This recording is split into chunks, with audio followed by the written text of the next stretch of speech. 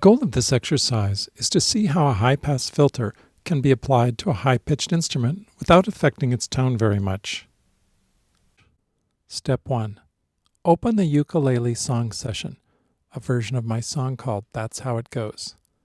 There are 2 ukulele tracks.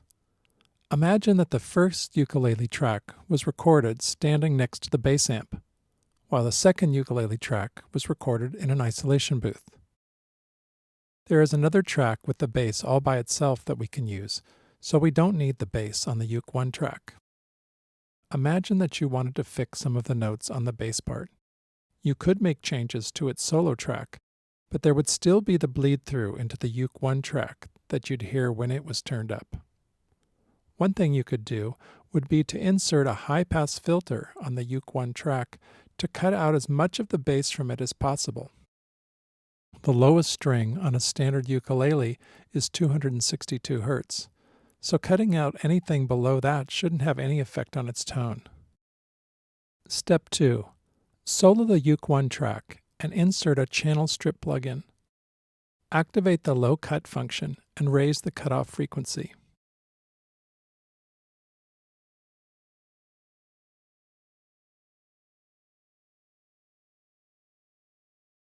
The ukes come in at bar 14 and drop out during the piano solo. A loop has been set from bar 14 to 26. See how much of the bass is reduced and what effect the filtering has on the ukulele sound.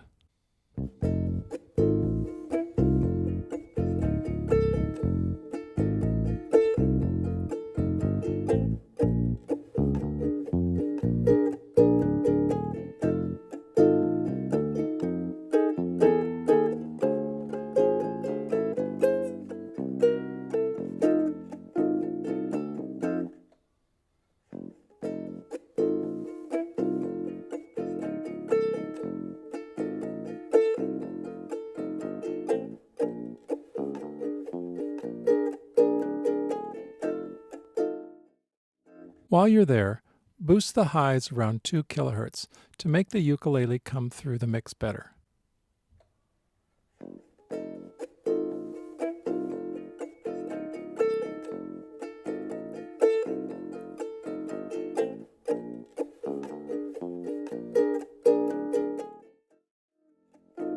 Add a similar boost to the uke 2 track.